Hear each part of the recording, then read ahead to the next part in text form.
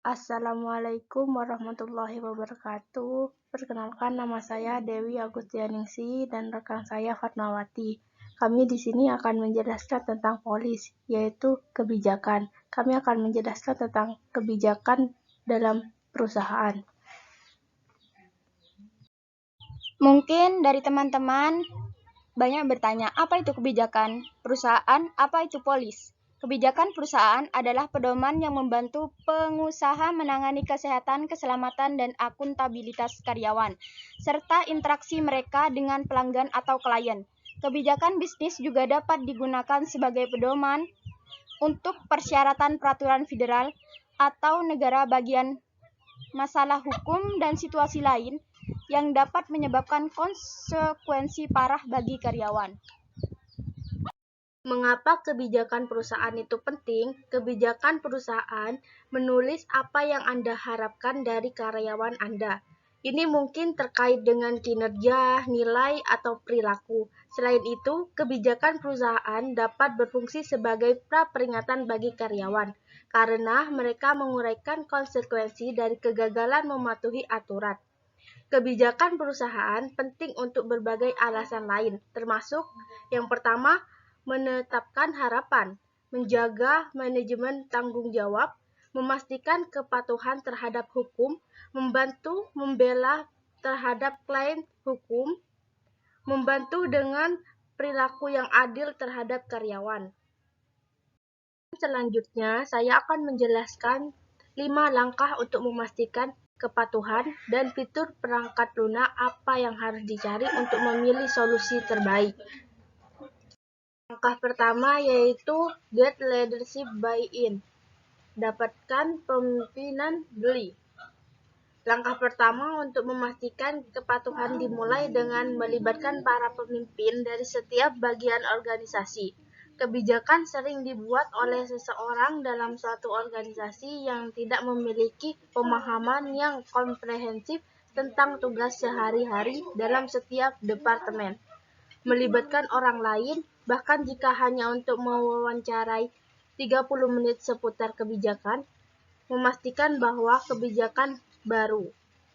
Yang pertama itu tidak disalahpahami, yang kedua gunakan terminologi yang benar, dan yang terakhir masuk akal bagi karyawan. Itu pengertian dari get leadership buy-in untuk langkah pertama. Dan langkah yang kedua yaitu tentukan format kebijakan terbaik untuk audiens Anda. Departemen yang berbeda berisi kepribadian, jadwal, dan pengalaman sehari-hari yang berbeda. Untuk memastikan kepatuhan terhadap kebijakan dan prosedur, pastikan Anda mengirimkan kepada karyawan Anda melalui kapal yang mereka rasa nyaman.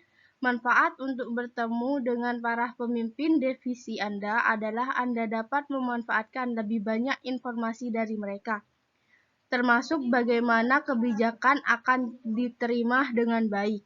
Contoh persyaratan kapal yang berbeda termasuk situasi di mana karyawan tidak mengakses komputer selama hari kerja, tetapi mungkin memiliki ponsel pintar perusahaan, menjadikan mereka kandidat yang lebih baik untuk presentasi video kebijakan dan prosedur mereka. Langkah ketiga yaitu membuat kebijakan dan prosedur mudah diakses oleh karyawan Anda. Apakah karyawan Anda tahu di mana mencari kebijakan dan prosedur mereka? Atau apakah mereka kewalahan oleh ladang ranjau folder pada drive bersama dengan konvensi penamaan yang hanya dapat ditafsirkan oleh pemecah kode? Anda tidak hanya harus menghabiskan waktu untuk memastikan bahwa organisasi kebijakan dan prosedur Anda masuk akal secara logis. Anda juga memastikan bahwa seorang karyawan dari departemen manapun dan tingkat manajemen apapun harus dapat menemukan kebijakan yang berlaku untuk mereka dalam waktu 3 klik. Ini akan membantu memastikan mereka tidak frustasi dan meninggalkan upaya mereka untuk patuh. Penyusun folder Anda dengan yang pertama departemen, yang kedua jenis kebijakan, manajemen prosedur berkebakaran, Dan yang ketiga, memberikan tautan ke drift bersama ini kepada manajer yang sesuai. Langkah keempat yaitu menetapkan tenggat waktu untuk setiap kebijakan dan prosedur yang akan diakui.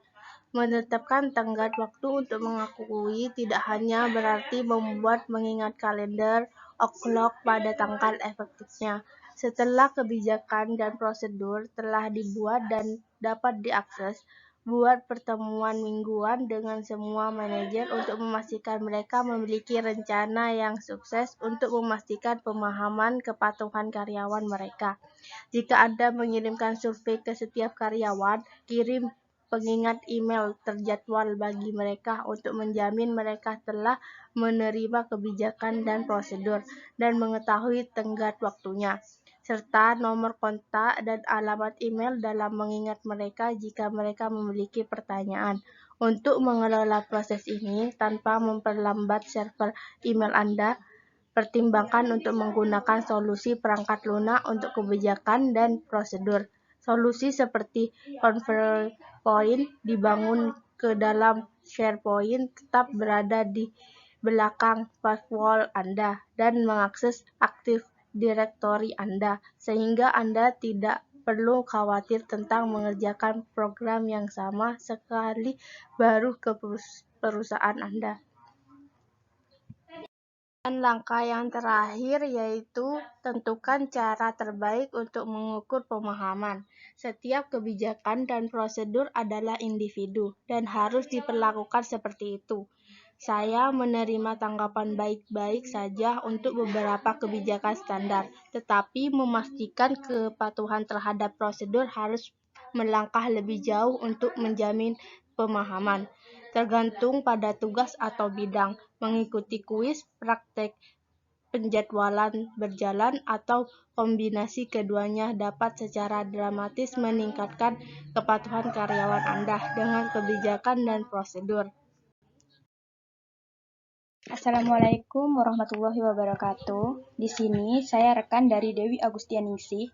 Nama saya Fatmawati, NIM saya 19214.010.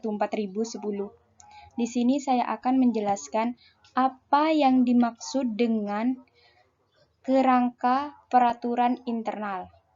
Kerangka peraturan internal sendiri dapat didefinisikan dengan seperangkat kebijakan pedoman dan instruksi tingkat yang lebih rendah yang berlaku aturan pada operasi perusahaan. Kerangka peraturan internal adalah alat tata kelola dalam istilah lebih mengikat dan langsung berlaku untuk proses perusahaan. Keinginan strategis tertentu untuk melindungi aset, mencerminkan kebutuhan bisnis, dan mendukung operasinya. Kerangka peraturan sendiri adalah bahwa kerangka tersebut harus dapat diterapkan, realistis, konsisten, dan komprehensif, dapat ditegakkan, mengarahkan, dan didokumentasikan, dan dapat diakses. Perbedaan antara kebijakan, pedoman, dan standar. Kebijakan sebagai dokumentasi tingkat atas mencangkup persyaratan dan tujuan yang ditetapkan oleh manajemen dan dewan direksi.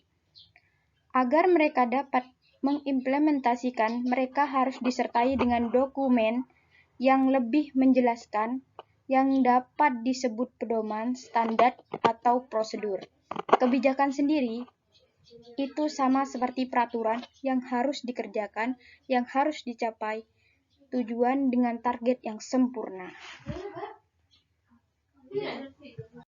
Selanjutnya, apa perbedaan antara kebijakan pedoman dan standar? Klarifikasi dokumen kerangka peraturan.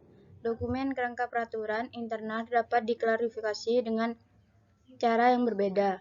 Berikut adalah klarifikasi yang paling sering ditemukan di perusahaan. Yang pertama, klarifikasi berdasarkan sifat dan hierarki dokumen.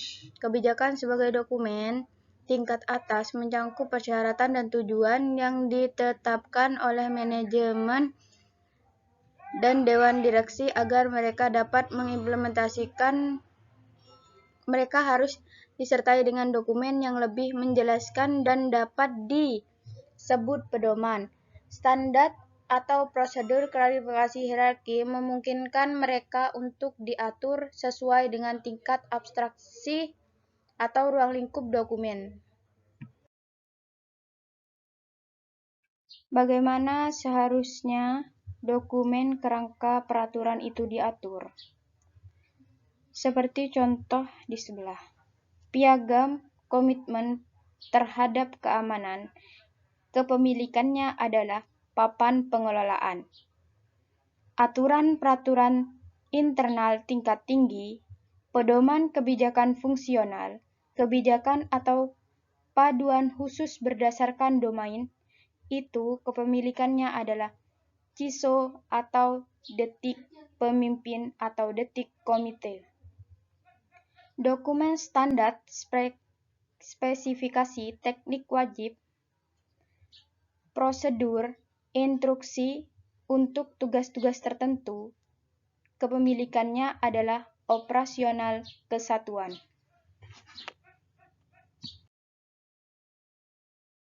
Yang termasuk dalam kebijakan keamanan dan bagaimana terstrukturnya, prinsip-prinsip perlindungan keamanan dan tanggung jawab individu, penyajian konteks dan isu-isu bagi perusahaan, kendalanya, pentingnya, dan memberikan perlindungan terhadap nilai-nilainya. Yang kedua, mengikat budaya perusahaan dan alasan mengapa bagaimana pendukung upaya keamanan. Yang ketiga, pernyataan kesediaan untuk memiliki sistem keamanan yang memadai. Yang keempat, tanggung jawab perusahaan untuk melindungi aset termasuk pribadi, informasi, dan pelanggan, karyawan, dan pemasukannya. Mencakup target audiens. Yang kelima, presentasi ruang lingkup piagam dan kepada siapa itu ditunjukkan. Yang keenam, disebutkan secara khusus tentang pentingnya kerangka dokumentasi dan kegunaan dalam memperoleh program keamanan tanggung jawab tingkat tinggi. Yang ketujuh, presentasi meringkas peran dan tanggung jawab strategis pemilik data, badan pengatur manajemen keamanan, eksekutif, tanggung jawab karyawan, dan sebagainya. Beberapa prinsip yang akan disebutkan dalam kebijakan keamanan ada 3. Melindungi nilai-nilai, manajemen risiko, hak dan kewajiban karyawan.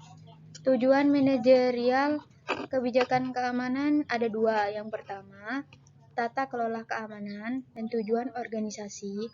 Yang kedua, tujuan dan keterlibatan manajemen keamanan dalam perusahaan operasi. Pedoman arahan atau kebijakan fungsional adalah dokumen yang meringkas persyaratan keamanan untuk proses unit bisnis atau area tertentu. Mereka mungkin juga memuat penjelasan lebih rinci tentang konsep kebijakan tertentu seperti tanggung jawab pemilik data, bagaimana teknologi atau produk digunakan, contohnya internet, perangkat seluler, komputasi awan, kode etik karyawan, dan sebagainya. Ini tingkat hierarki dokumen dalam kerangka peraturan internal tidak mengacu pada nama teknologi atau produk tertentu, dan beberapa di bawah tanggung jawab CISO dan Komite Keamanan yang bertanggung jawab atas pengawasan. Standar penerjemahkan persyaratan, kebijakan, dan pedoman ke dalam istilah operasional untuk menggunakan sistem. Ini adalah instruksi khusus sehubungan dengan level atas persyaratan seperti spesifikasi keamanan, konfigurasi keamanan sistem, instruksi untuk menggunakan perangkat seluler, sistem enkripsi atau perlindungan dokumen, aturan kata sandi, prosedur darurat, dan sebagainya. Dokumen-dokumen ini dikembangkan oleh dan milik kepala unit operasional unit bisnis untuk instruksi khusus untuk operasi mereka, atau TI, untuk semua yang berkaitan dengan pengamanan sistem. Dominan keamanan seperti manajemen identitas dan akses IAM, mobilitas, pengembangan TI, resiko manusia, dan teknologi baru mungkin memerlukan satu set internal dokumen peraturan mulai dari kebijakan hingga prosedur teknik. Dalam khusus seperti ini, dimensi ketiga harus dimasukkan dengan merupakan regulasi pedoman tertentu di semua unit bisnis. Contohnya, proses IM dapat bervariasi dari satu unit organisasi ke organisasi lainnya ke tempat yang sama. Perusahaan, terutama setelah restruksi besar, merger, atau akuisisi, akibat kebijakan, pedoman, dan standar terkait dengan ini, aktivitas dapat berbeda antara unit. Isi piagam dan kebijakan keamanan seperti berikut. Kita akan melihat isi dari piagam dan kebijakan atau fungsional kebijakan. Secara lebih rinci, tidak ada model atau kerangka kerja yang diakui secara universal, yang dianggap terbaik untuk kebijakan keamanan. Setiap organisasi dapat merancang dokumentasi kebijakan sesuai dengan kebutuhannya. Namun, ada beberapa rekomendasi umum yang dapat memberikan mengenai isi dan bentuk suatu kebijakan mereka dimaksudkan untuk membuat itu lebih mudah dibaca, lebih komprehensif, dan pada akhirnya lebih bermanfaat bagi semua pemangku kepentingan dan dalam organisasi. Beberapa garis besar utama telah dinyatakan. Kami akan lihat bagaimana mereka menerjemahkan secara konkret ke dalam dokumen. Bagaimana kerangka kerja dokumentasi diatur? Untuk membangun kerangka kerja dokumentasi berdasarkan contoh yang telah ditentukan sebelumnya atau template, karena ini melemahkan tata kelola keamanan. Jika manajemen memandang kerangka kerja dokumentasi sebagai tidak berguna, maka lebih baik tidak melakukan apa-apa daripada membangunnya sebagai alibi.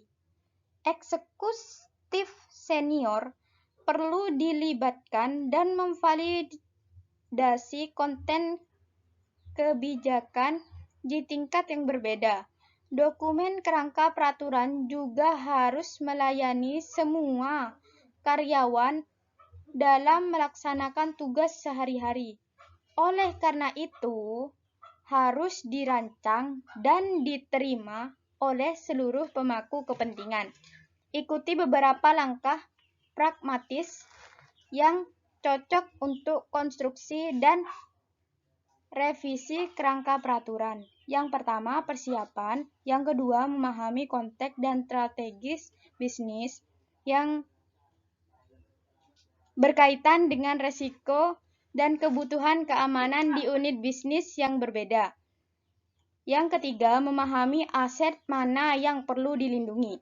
Yang keempat, tinjau katalog resiko keamanan, penilaian resiko, dan kontrol. Yang kelima, memutuskan apakah akan memisahkan kebijakan umum antara unit-unit yang berbeda. Yang keenam, mendefinisikan arsitektur kerangka peraturan berdasarkan 3 dimensi yang dijelaskan sebelumnya atau lainnya. Yang ketujuh, mengidentifikasi siapa yang akan berpartisipasi dalam mengembangkan kerangka peraturan. Idealnya, mereka akan menjadi perwakilan manajemen bisnis unit dan TI. Terima kasih. Kurang lebihnya mohon maaf. Wassalamualaikum warahmatullahi wabarakatuh.